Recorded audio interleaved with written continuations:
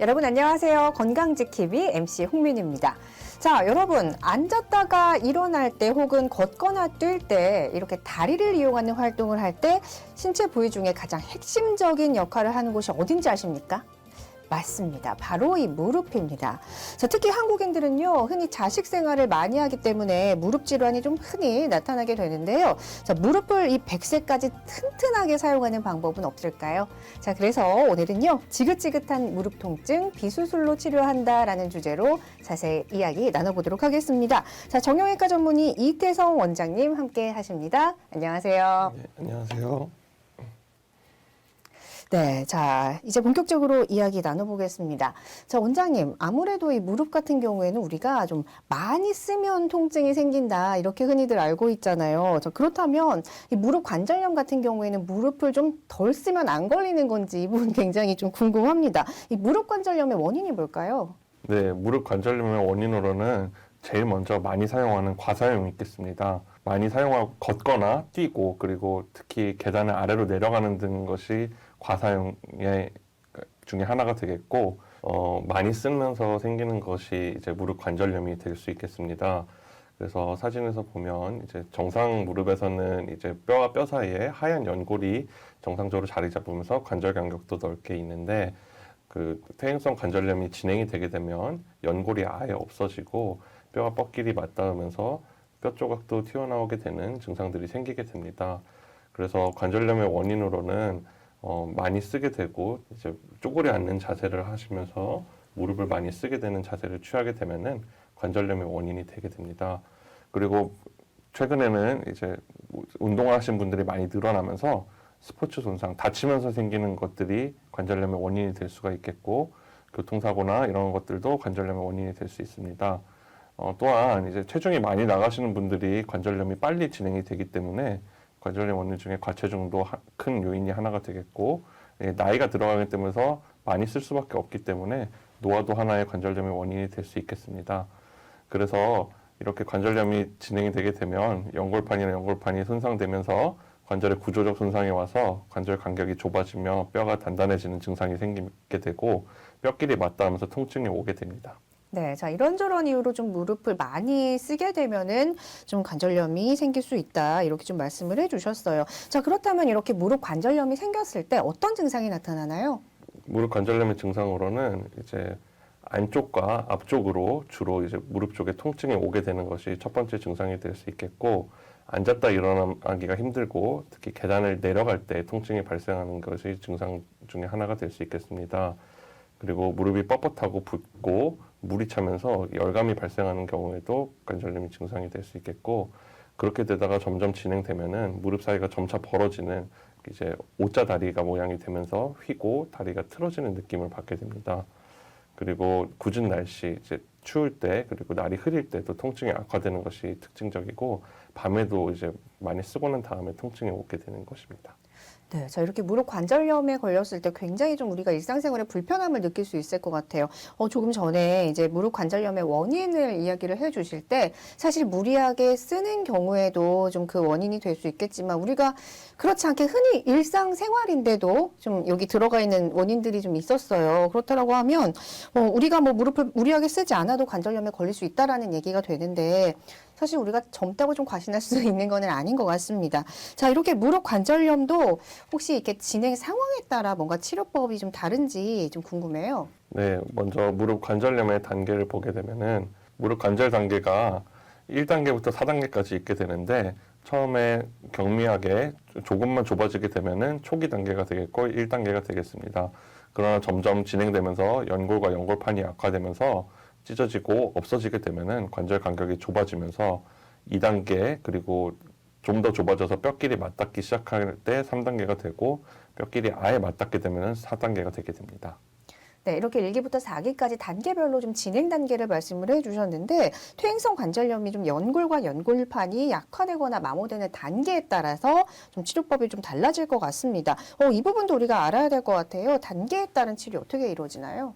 초기 단계인 1단계에서는 휴식이나 물리치료 그리고 약도 먹고 주사를 맞고 염증을 가라앉히면 연골 손상이 더 진행되지 않고 증상이 좋아질 수 있습니다. 하지만 뼈와 뼈끼리 맞닿게 되거나 관절 간격이 좁아지게 되면은 중등동 단계가 되고 3단계 고도의 단계가 되면은 안쪽의 연골이나 바깥쪽의 연골이 찢어지게 되고 다시 회복이 되지 않기 때문에 이때부터는 적극적인 치료가 필요하게 되는데 자가골수 흡입 농축액 치료 등을 통해서 자기 연골을 살릴 수 있는 여러 방법들을 사용할 수 있게 되겠고 이보다 더 진행돼서 뼈과 뼈끼리 맞닿아서 되는 4단계인 심각 단계에서는 본인의 관절을 살릴 수 없는 상태가 되기 때문에 이때는 인공관절 치환술이라는 선택지를 통해 해결할 수 있게 되겠습니다.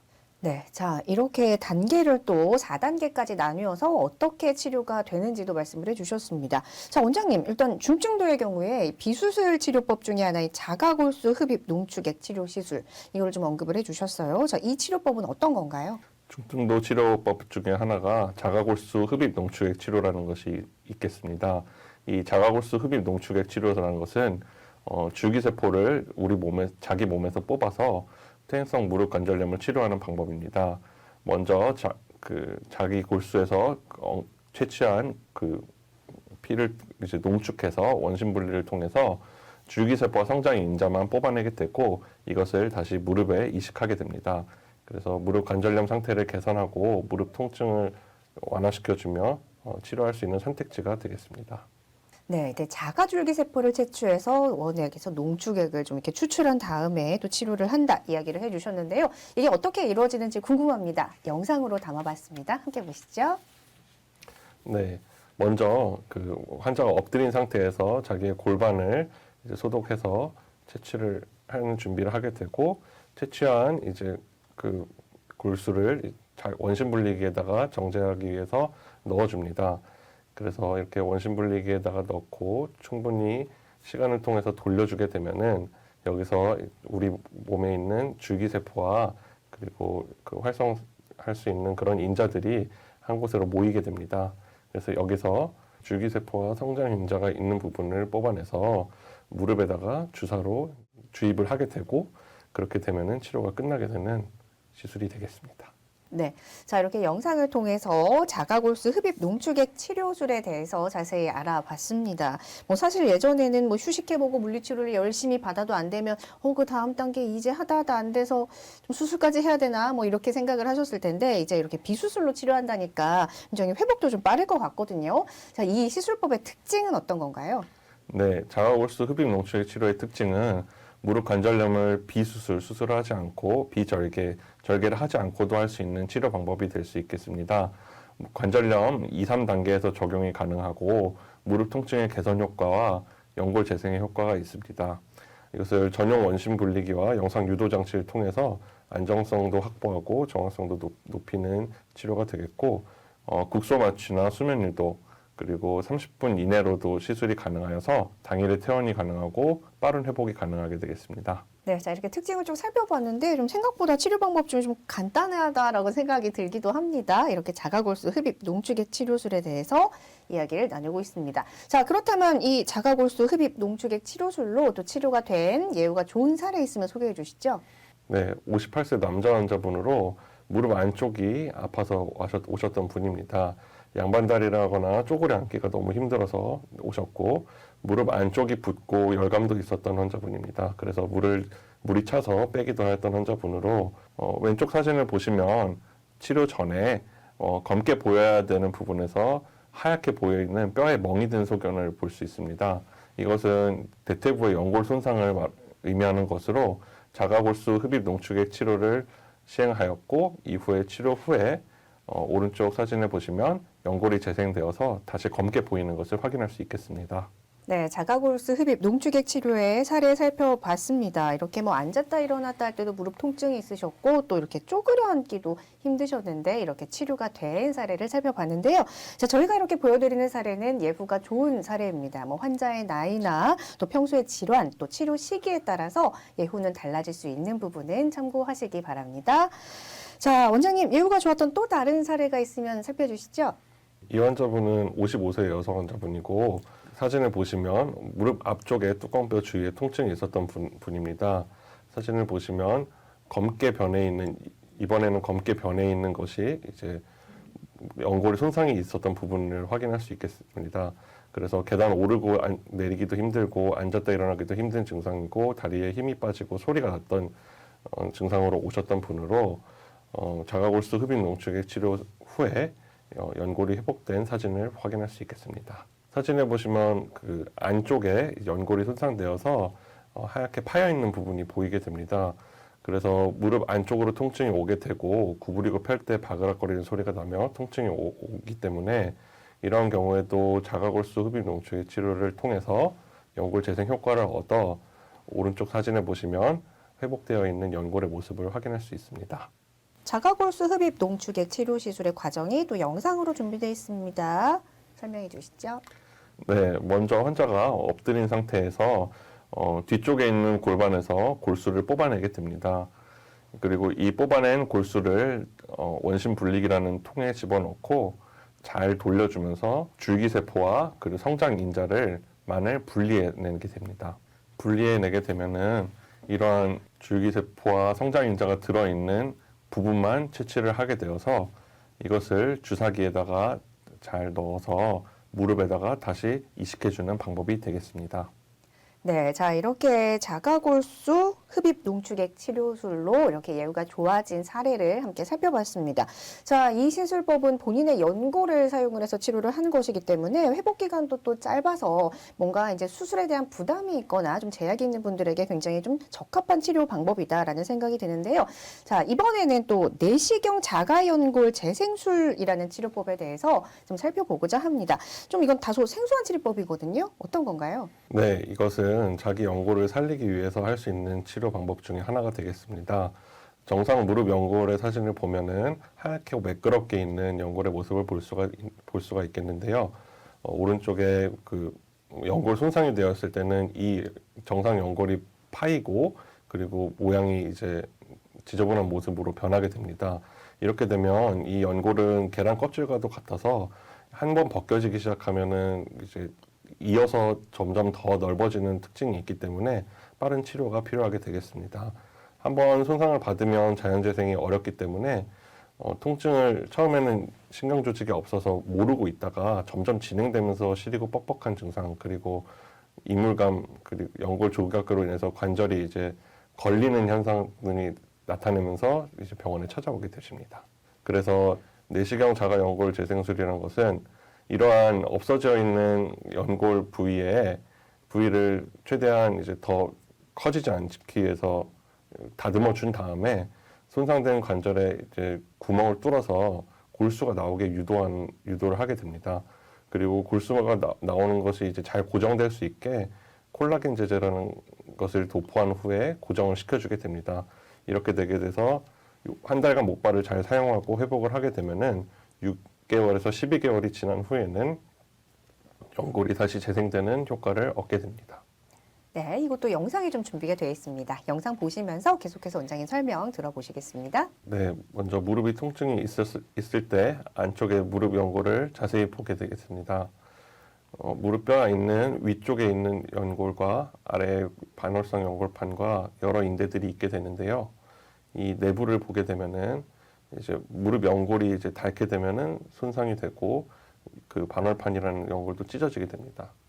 그래서 관절 내시경 카메라를 작게 두 곳에서 1cm 미만으로 절개 후에 관절 내시경을 들어가게 되고 손상되어 있는 연골을 제거하고 부분 절제를 해서 반듯하게 다듬어 준 다음에 노출된 뼈에 작은 구멍을 내는 작업을 시행하게 됩니다.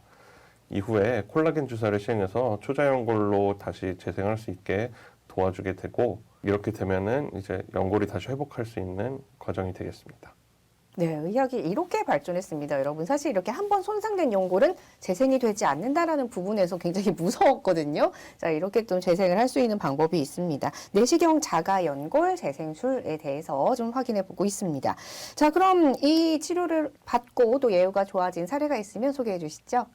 네, 이 환자분은 65세 여성 환자분으로 무릎 안쪽의 통증으로 보행 시 바그락거리는 소리가 났던 분입니다. 많이 서거나 걸으면 악화되고 쉬면은 또 호전되는 것을 반복하였던 분으로 꾸준한 보존적 치료를 했음에도 통증이 지속되어서 내원하신 분입니다. 손상된 연골에 대해서 치료 방법을 계획을 하였습니다.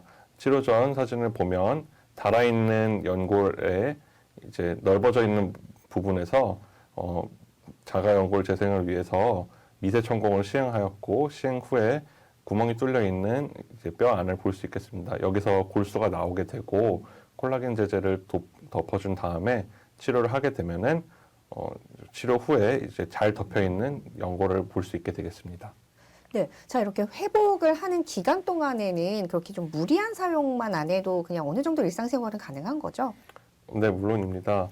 일상생활을 해야 하는 것이 이제 수술 후에 회복의 목적이기 때문에 한 달 정도의 목발 사용을 통해서 체중 부하를 덜 해주게 되면은 그 시간 동안 충분히 회복을 할 수 있고 이후에는 이제 무리한 운동이나 심하게 쓰지 않는다면 회복을 잘하면 이제 예전 연골처럼 돌아갈 수 있게 되겠습니다. 네, 자 이렇게 내시경 자가연골 재생술의 사례 살펴보고 있습니다. 계속해서 또 다른 사례 보겠습니다.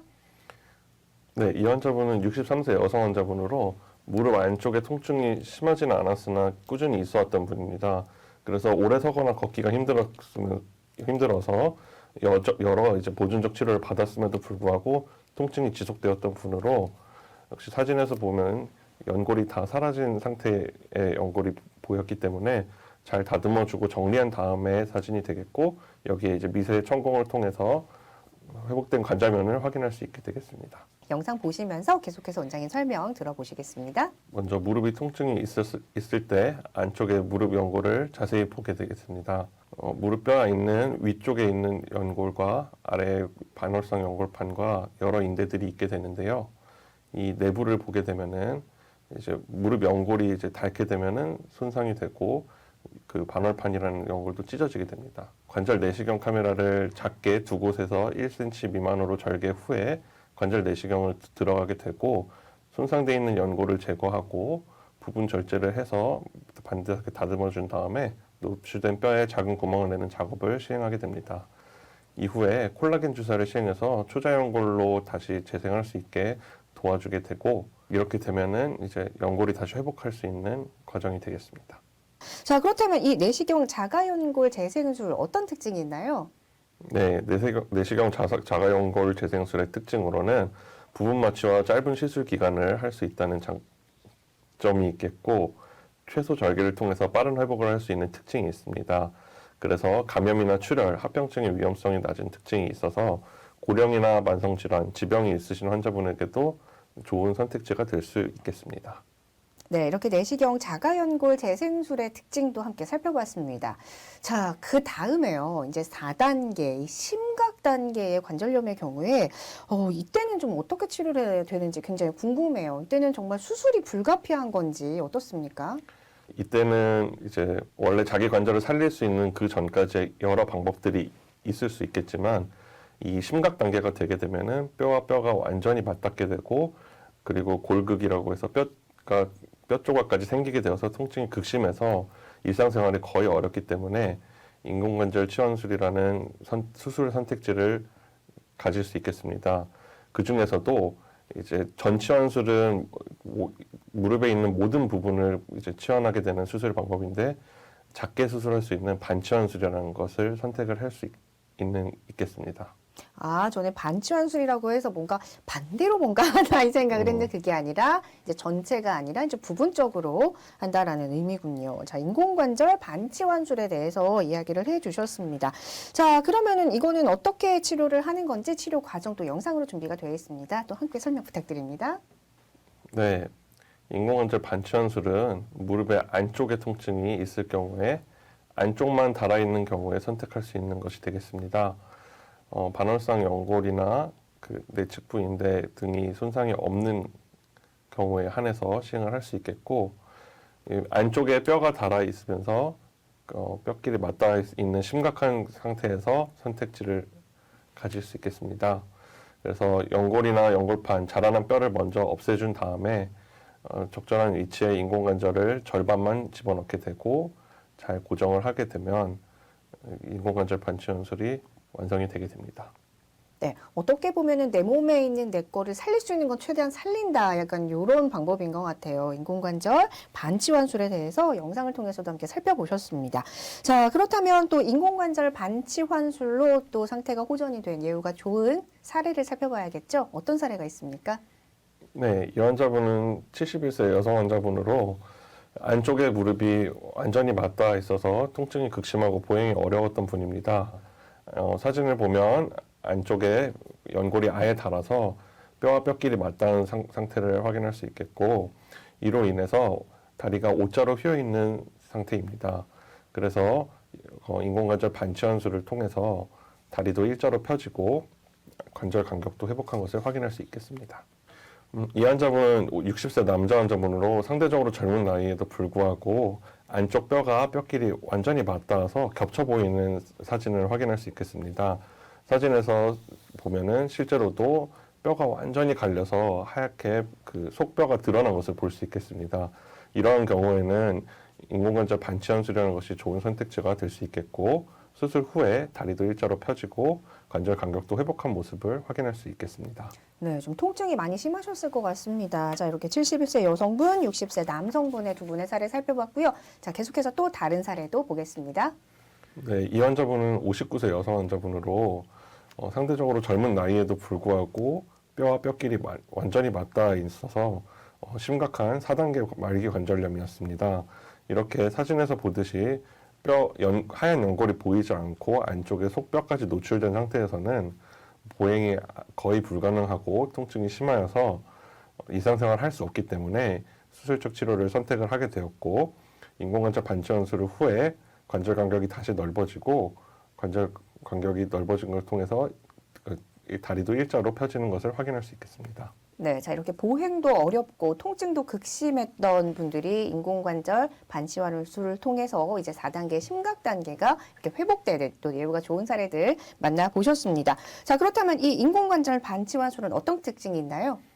인공관절 반치환술의 특징으로는 하반신 마취로 짧은 시술 기간을 가질 수 있다는 것이 되겠고, 최소 절개를 통해서 빠른 일상 복귀를 할 수 있는 특징이 있겠습니다.